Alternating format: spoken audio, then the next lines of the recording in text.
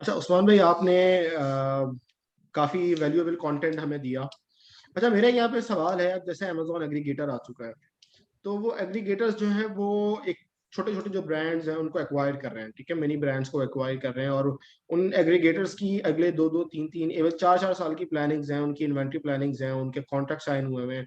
Even मतलब जो product मुझे आज पड़ रहा है $2 में, वो अगली इन्वेंट्री की सोर्सिंग में मुझे $3 का या $4 का पड़ रहा होगा, बट वो अगले 4 साल तक उस एग्रीगेटर का जो कॉन्ट्रैक्ट हुआ होगा उससे वो उसको $2 का ही पड़ रहा होगा।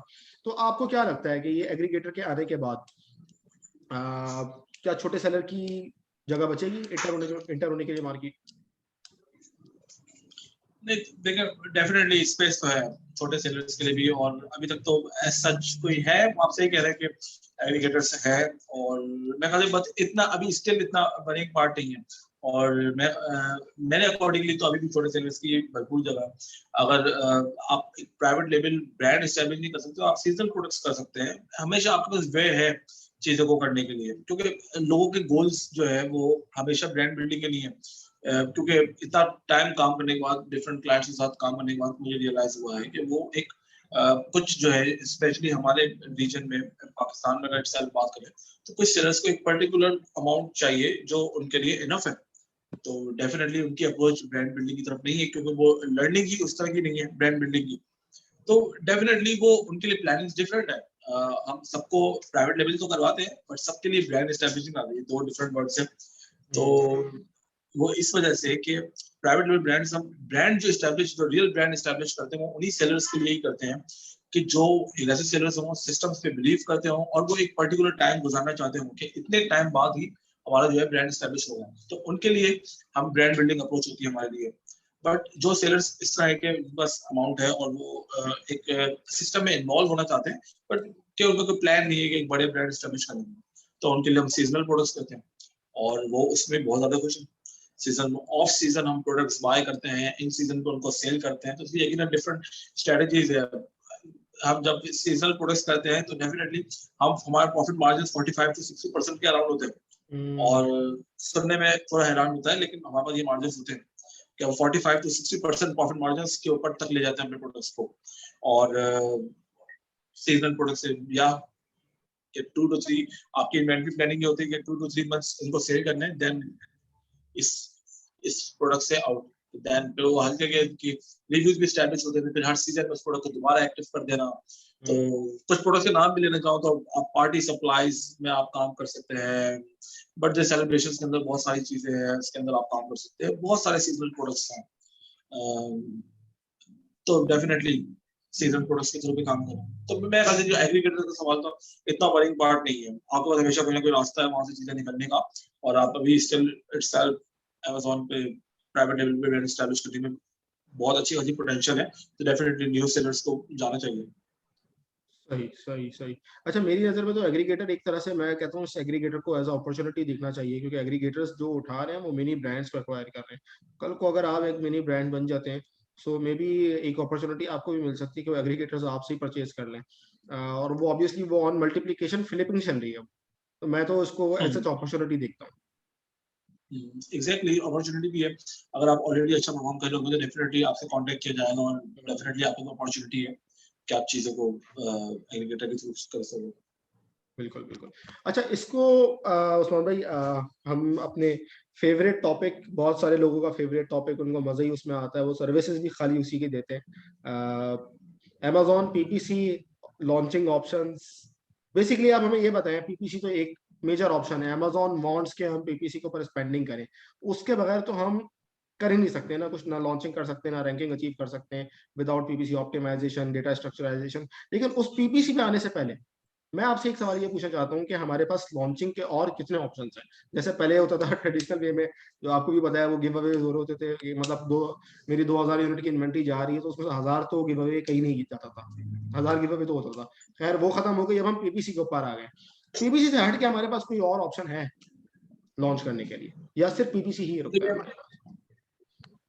देखिए ऑप्शंस आपका भरपूर ऑप्शंस हैं, और मेरे अकॉर्डिंगली तो जितना क्विकली आपके पास जो इफेक्टिव बहुत ज्यादा, इवन कि पीपीसी की जगह हट के बात है, पीपीसी इटसेल्फ मेरा बहुत ज्यादा फेवरेट टॉपिक है और मैंने सबसे ज्यादा जो रिसर्च है और जो बहुत ज्यादा एक्सपर्टीज है वो मेरे पीपीसी पे है। बट पीपीसी में हट के भी अगर आप देखें तो मेरे ख्याल से जो इन्फ्लुएंसर्स मार्केटिंग है वो डेफिनेटली बहुत ज्यादा वर्थ इट है। और अगर आप इन्फ्लुएंसर्स मार्केटिंग के थ्रू आप अपने प्रोडक्ट्स करो तो डेफिनेटली आपको बहुत ज्यादा ग्रेट रिजल्ट्स आपको प्रोड्यूस होते हैं।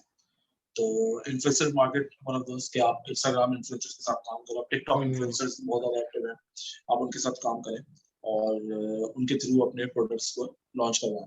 तो डेफिनेटली इन्फ्लुएंसर्स मार्केटिंग बहुत वजह है।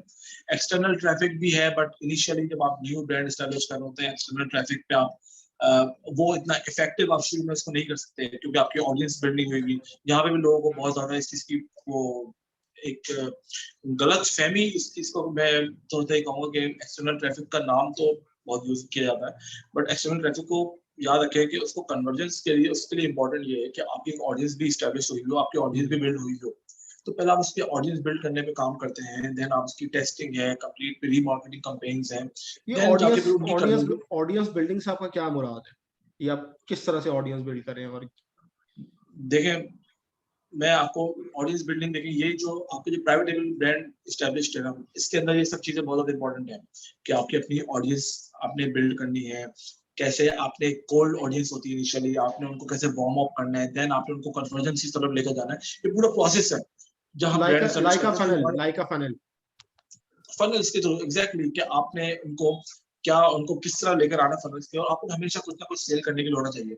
तो वो ऑफ साइड का थोड़ा सा अमाउंट चलाएगा क्योंकि आप जब फनल्स की बात करते हैं और एक्सटर्नल ट्रैफिक पे कन्वर्जेंस की बात करते हैं तो डेफिनेटली टाइम टेकिंग। तो देखिए मैं आपको बताऊं जो सबसे बेसिक तरीका है अगर मैं आपको थोड़े से वर्ड से बताऊं ब्रांड एस्टैब्लिश करने के लिए कि आप शुरू में अमेजोन पे जाते क्यों है, देन अमेजोन से आपने कितने टाइम आपने एग्रेसिव रहना है और कितने टाइम आपने डिफरेंट चीजों पे सर्च करना है। तो अमेजोन पे आप जो मेरे अकॉर्डिंगली जो जो मेरी अंडरस्टैंडिंग है जो 4 साल में जो मेरी लर्निंग का पार्ट है वो ये है कि आप अमेजोन पे इसलिए जाते हैं शुरू में क्योंकि अमेजोन पे ऑलरेडी ऑडियंस एस्टेब्लिश्ड है, अमेजोन पे लोग ऑलरेडी शॉपिंग करने के लिए आए हैं।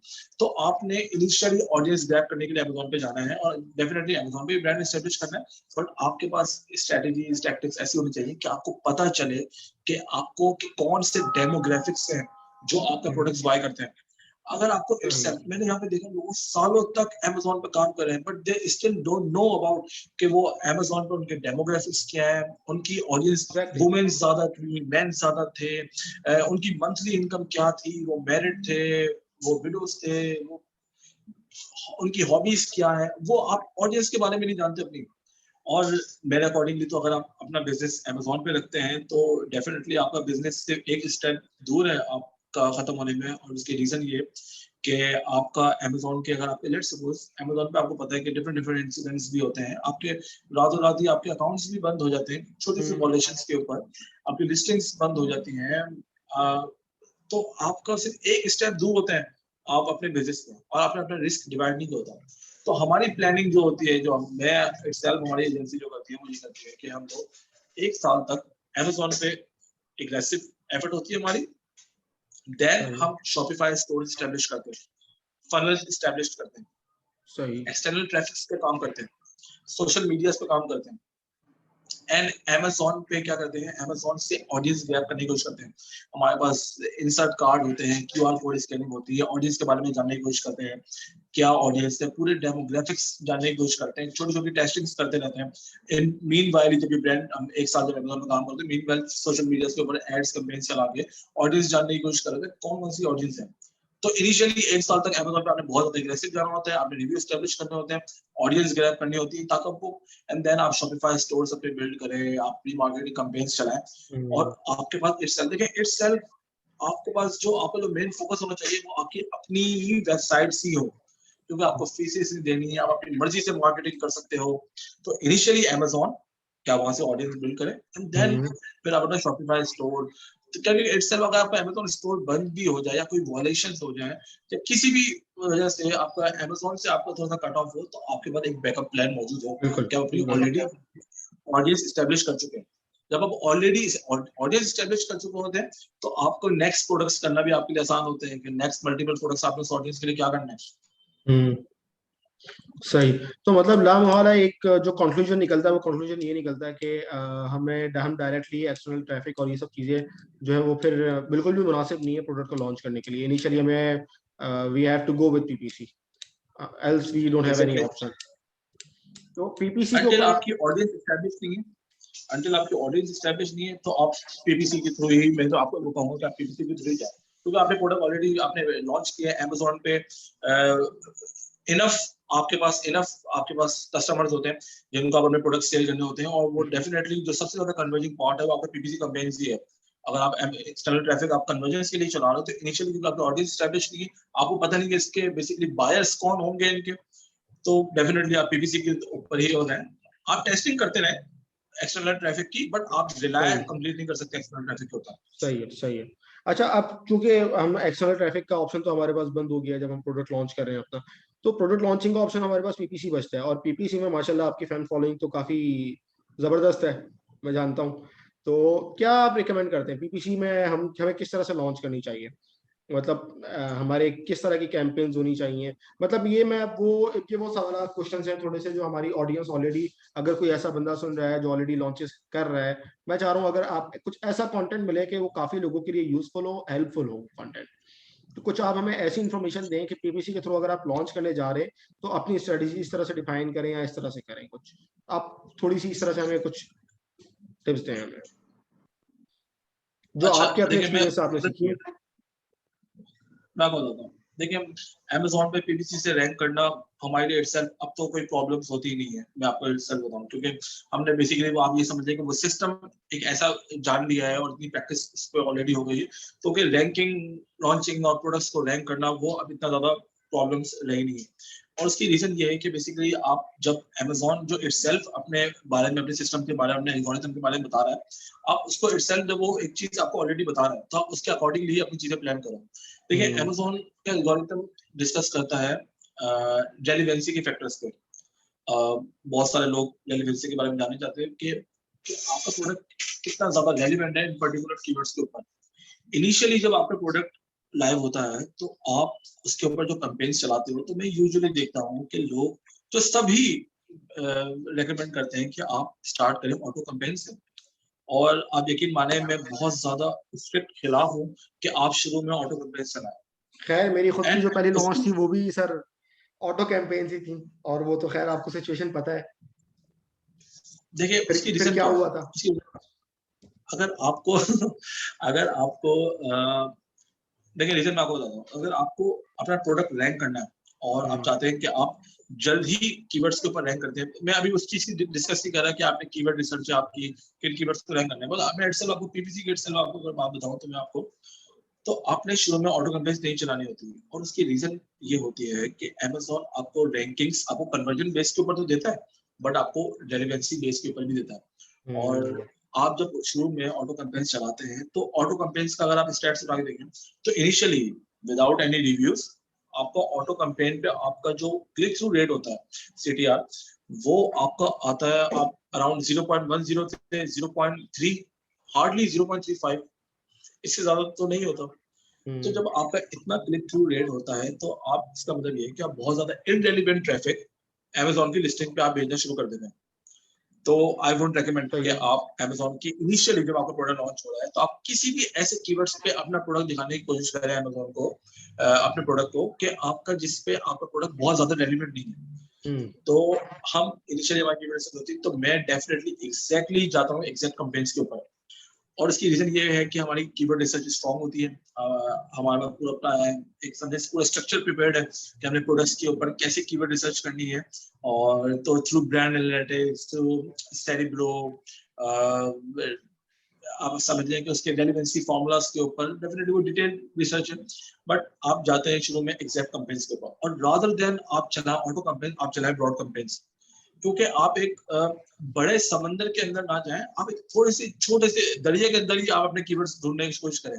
तो एटलीस्ट ब्रॉड कंपेन्स के ऊपर आपको रिजल्ट्स ऐसे मिलेंगे कि एटलीस्ट वो जो पर्टिकुलर कीवर्ड है वो ऑलरेडी उन कस्टमर सर्च टर्म्स में होगा, तो वो आपको आपको उसका क्लिक थ्रू रेट आपको बहुत बेहतर आएगा। तो अगर आपकी कन्वर्जेंस, मैं बताऊं, क्योंकि शुरू में अक्सर आपकी कीवर्ड सिलेक्शन में भी आपकी प्रॉब्लम्स हो जाती है, तो अगर आपकी कन्वर्जेंस इतनी बेहतर नहीं भी हुई, बट आपने अगर क्लिक थ्रू रेट भी मेंटेन कर लिया और क्लिक थ्रू रेट आपका अच्छा मेंटेन है, तो आप डेफिनेटली आप देखेंगे कि आपके रिजल्ट्स उससे भी बहुत अच्छे मिलेंगे। रादर देन आप ऑटो कंप्लेंट्स चलाएं, आप Amazon पे 1000 इंप्रेशंस आपने ऑटो कंप्लेंट से ले लिए, आपने 1000 इंप्रेशंस पे 10 क्लिक्स आपने ले लिया, आपने क्लिक थ्रू रेट आपका बहुत कम हो गया, उसमें एक सेल्स आ गए, तो आपने बहुत ज्यादा इररेलेवेंट ट्रैफिक Amazon को शो कराना शुरू कर दिया, जिसपे आपने शुरू में ही दिखा दिया कि आपका प्रोडक्ट ज्यादा रेलिवेंट है ही नहीं। तो मैं बिलीव करता हूँ कि आपने शुरू में ही आपने ऐसे कीवर्ड्स के ऊपर आपने जाना होता है, और टॉप ऑफ सर्च प्लेसमेंट्स बहुत इंपॉर्टेंट होती है। शुरू में टॉप ऑफ सर्च में नंबर 1 पे रखते हैं अपना प्रोडक्ट, ताकि उसका जो क्लिक थ्रू रेट है वो हाई हो। तो हमारे लॉन्चिंग प्रोडक्ट्स के जो CTR है वो 2% से अबव होता है, जो मैक्सिमम सेलर्स जो लॉन्च कर रहे होते हैं उनका नहीं होता। तो दैट्स व्हाई तो हमारे प्रोडक्ट रैंक्स भी बहुत ज्यादा जल्दी हो जाते हैं। तो ऑटो कंपेयर हम चलाते हैं, आप समझिए हमारे एटलीस्ट 15 से 20 दिन बाद जब हम अपने रैंक्स अचीव करते हैं, देन हम अपने ऑटो कंपेयर रन करते हैं, मतलब उससे पहले हमने कोई ऑटो कंपेयर रन नहीं करते हैं। तो ये आप समझिए ये one of the best tip है जो जो लोग यूज करना चाहें ट्राई करें, और डेफिनेटली आप देखेंगे आपको बेहतरीन रिजल्ट्स मिलेंगे।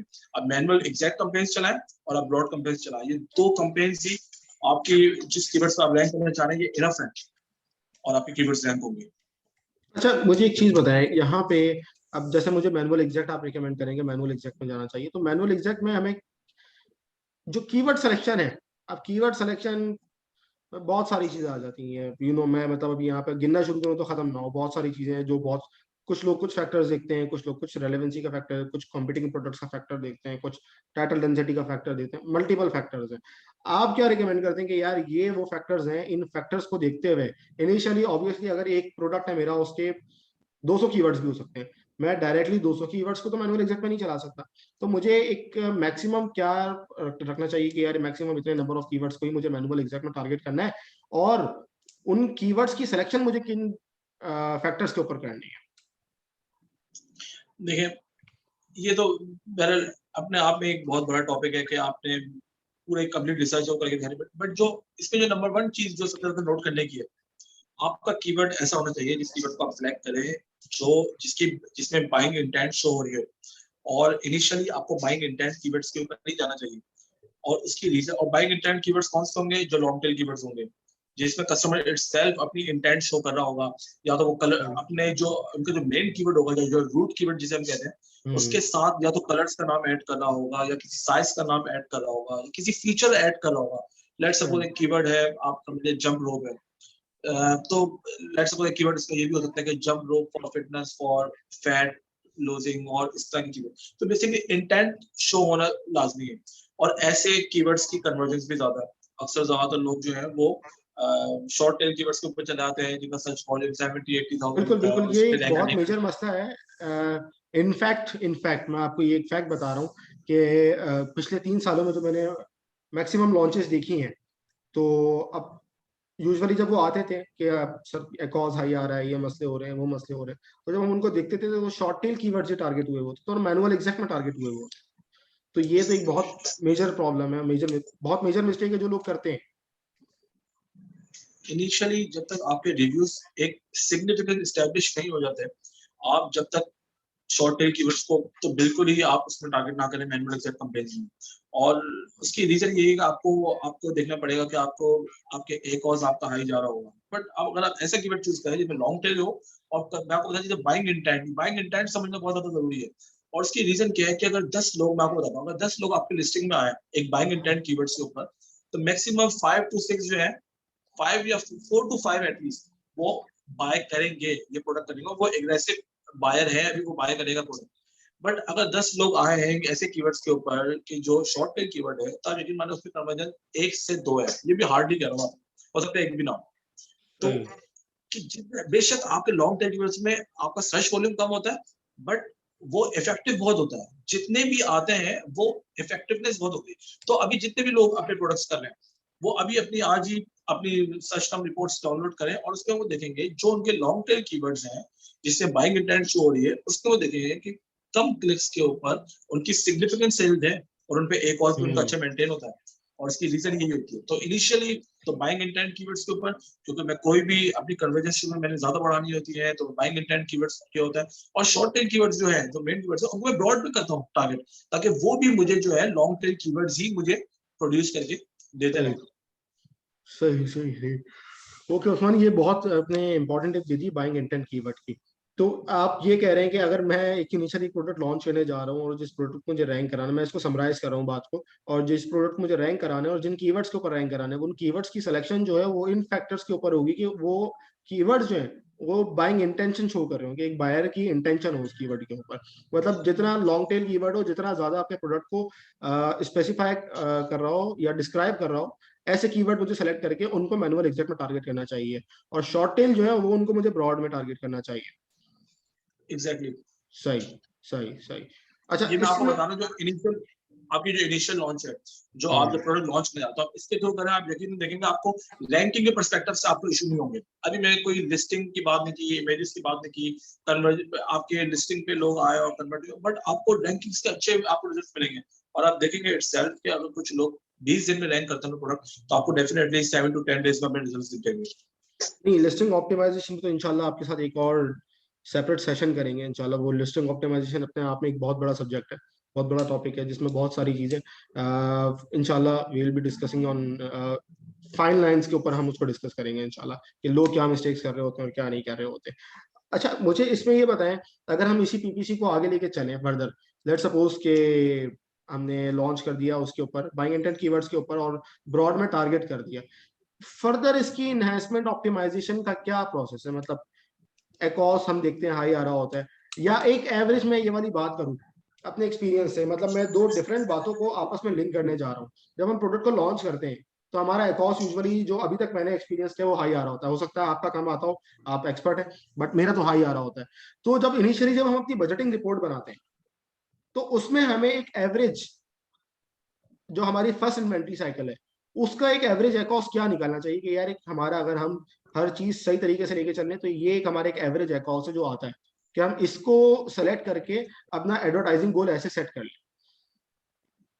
देखिए, शुरू में जब आपका एडवर्टाइजिंग गोल होती है, आप अपनी कंपेनी एक्टिव करते हो, लेकिन आपका गोल जो है वो ग्रोथ ही होती है। ठीक है ना, आप ब्रेक इवन सोच रहे हो तो उस टाइम पे, ना आप प्रॉफिट सोच रहे हो तो उस टाइम पे आपकी ग्रोथ ही जो है, आपका जो गोल होता है वो ग्रोथ ही होता है, कि ग्रोथ माइंडसेट होता है आपका। तो उस टाइम पे जो आपकी बजटिंग है, अगर आपका प्रोडक्ट, आप इटसेल्फ में आपको क्या, अगर मैं अपने एक्सपीरियंस बेसिस के ऊपर ही बताऊं और स्टैट्स के बेसिस पे बताऊं, अगर आपका प्रोडक्ट $30 से अबव प्राइस का, तो आप उसका एक और लॉन्चिंग में भी 50%, 55%, 60% तक आप एज्यूम करें। बट आपका प्रोडक्ट एक लो प्राइसिंग प्रोडक्ट है, हम्म। तो आप लेट्स सपोज आपका प्रोडक्ट $14, $15 से लेस का प्रोडक्ट है, तो आप उससे 100% का भी एक और आप एक्सपेक्ट कर सकते हैं इनिशियल लॉन्चेस के अंदर। सही। और इसकी रीजन ये है कि आपको रिव्यू एस्टैब्लिश नहीं होते ज्यादा, और आपको यकीन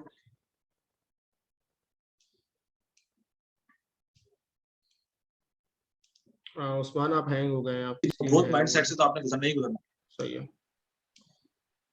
ओके, आपकी बीच में वैसे स्क्रीन तो थोड़ी सी बेसिकली हैंग मैं हो क्या गई। था कि आप, ओके, तो बेसिकली आपने ग्रोथ माइंडसेट से एक गुजरना ही होता है डेफिनेटली। सही है। और आप एक्सपेक्ट कर सकते हैं लो प्राइस प्रोडक्ट्स का जो एक और है वो 80 to 100% से ऊपर का भी आप अज्यूम कर सकते हैं इनिशियली, कि आपका वो तो एक्चुअली इटसेल्फ रहेगा, अंटिल हम्म, अंटिल अनलेस कि आप जो है अपने जो टारगेटेड कीवर्ड्स है उस पर रैंक नहीं कर जाते, आपके ऑर्गेनिक ऑर्डर्स स्टार्ट नहीं होते, तो देन आप उसके बाद आप ऑप्टिमाइजेशन स्टार्ट करते हैं। और ऑप्टिमाइजेशन के लिए भी आपके पास ये नहीं कि 15 डेज बाद या 30 डेज बाद आपने ऑप्टिमाइज करना है।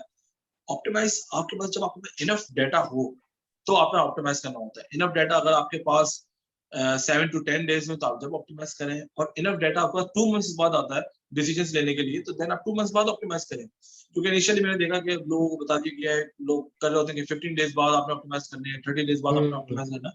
इसलिए करेक्ट आंसर ये है कि आपको जब इनफ डेटा आपके पास आ जाए, आपने जब ऑप्टिमाइज करना है।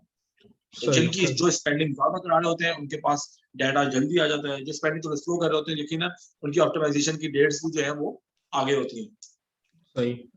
चलिए उस्मान भाई, ये तो हमारा सेशन काफी लंबा हो गया। कुछ क्वेश्चंस थे जो मैं सर्वे कर रहा था फेसबुक के ऊपर, जो मोस्ट रिपीटेटिव क्वेश्चंस थे ऐसे वर्चुअल असिस्टेंट या सेलर्स के जो ऑलरेडी मार्केट में काम कर रहे हैं। उनका एक मेजर क्वेश्चन जो सबसे ज्यादा पूछा गया, इवन मैं पिछले दिनों एक सेशन कर रहा था, तो उसमें सारे वो सेलर्स और भी कुछ वीएस भी थे जो ऑलरेडी जो अकाउंट्स मेंटेन कर रहे हैं या रन कर रहे हैं, ठीक है। वो पीपीसी में उनको एक मेजर प्रॉब्लम आती है, वो कहते हैं कि यार सीपीसी बहुत महंगा पड़ रहा होता है।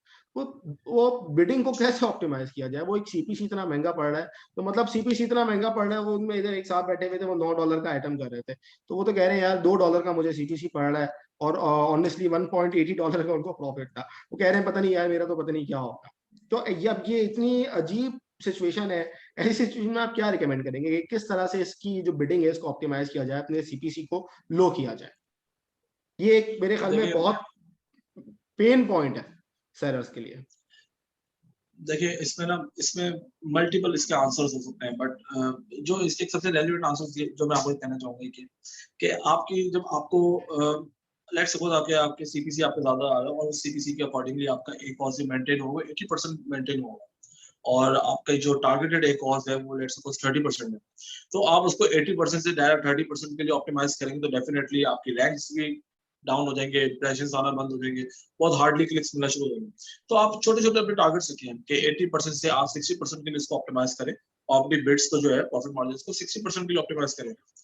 देन देखें उस पर कितने इंप्रेशंस वगैरह आ रहे हैं, कितने क्लिक्स आ रहे हैं, और आपके टारगेटेड आपके अचीव हो रहे हैं नहीं हो रहे।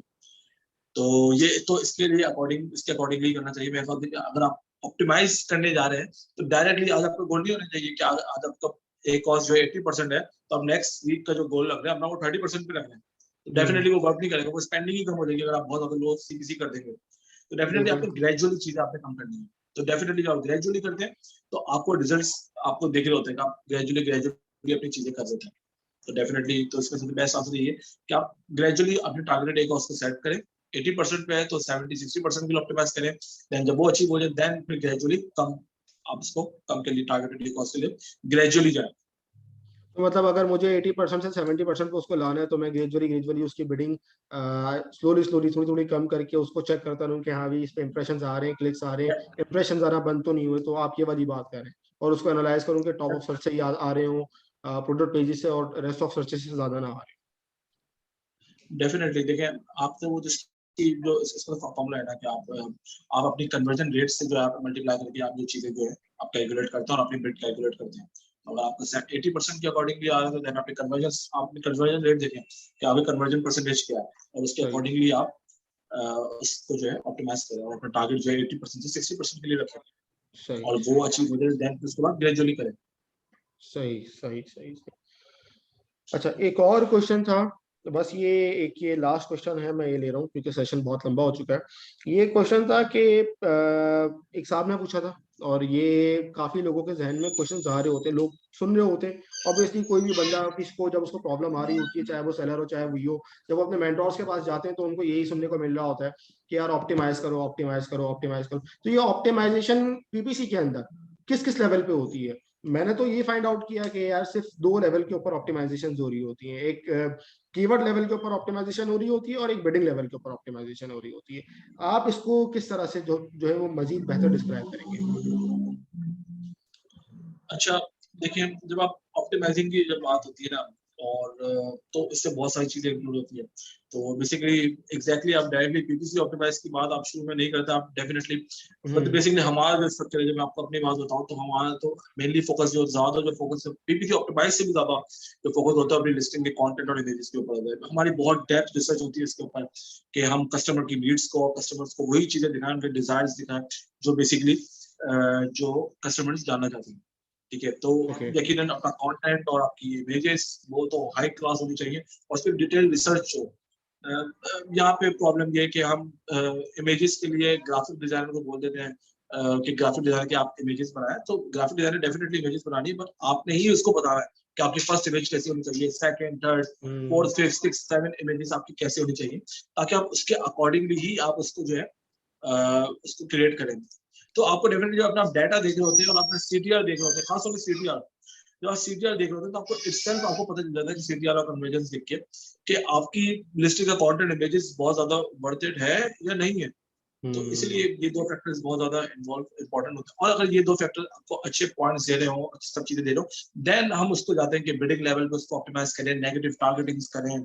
यहाँ पे स्पॉन्सर ब्रांड और डिस्प्ले एड्स लोगों को बहुत कम नॉलेज है, और स्पॉन्सर ब्रांड और डिस्प्ले एड्स वो लोग हैं यकीनन ये तो ब्रांड रजिस्टर्ड सेलर्स के पास है, एक तो यकीनन उनका कंपटीशन कम है, कम सेलर्स होते हैं जो आपकी नीश के अंदर जो ब्रांड रजिस्टर्ड होंगे। देन और सही नॉलेज भी नहीं लोग वीडियोस एड्स बना रहे होते हैं, तो एड्स से लगता है कि कोई ना कोई वीडियो नहीं चाहिए बस, बट वीडियो एड्स भी इंगेजिंग हो। आपको जब आपके प्रोडक्ट आपके Amazon सर्च पेज के ऊपर आपकी वीडियो शो होती है तो बहुत ज्यादा उसके 4 to 5 सेकंड्स बहुत ज्यादा इंपॉर्टेंट होते हैं। आप वीडियो एड्स की तरफ जाएं, आप स्पॉन्सर ब्रांड एड्स की तरफ जाएं, आपके स्टोर्स एड्स हैं, इनकी तरफ ज्यादा फोकस करें, आपको लेस कॉस्ट पर क्लिक्स आएंगे जब आप अपना प्रोडक्ट लॉन्च कर चुके होते हैं। फिर कैटेगरी टारगेटिंग है आपकी, आप उसकी तरफ जाएं, तो डिफरेंट आपकी कंपेन्स के लेवल्स हैं, आप उनकी तरफ जाएं rather than जो स्टक इनके आप मैनुअल एग्जैक्ट फ्रेज और ब्रॉड और ऑटो में सिर्फ ही घूमते रहे। डेफिनेटली बेस है ये, तो उसके तो इन्वॉल्व होना ही है, बट और चीजें भी एक्सप्लोर करनी है। सबसे बेहतरीन रिजल्ट स्पॉन्सर ब्रांड्स के हैं, स्पॉन्सर ब्रांड और स्पॉन्सर डिस्प्लेस के। और अगर आपका कंटेंट, आपकी इमेजेस, आपकी क्रिएटिव जो उसका ऑप्शंस आते हैं, अगर आप उसको बहुत अच्छा वर्क करते हैं तो डेफिनेटली आपको बहुत अच्छे रिजल्ट्स मिलते हैं। ऑब्वियसली। अच्छा, मेरे ख्याल में सेशन को एंड करते हैं, बहुत लंबा हो गया।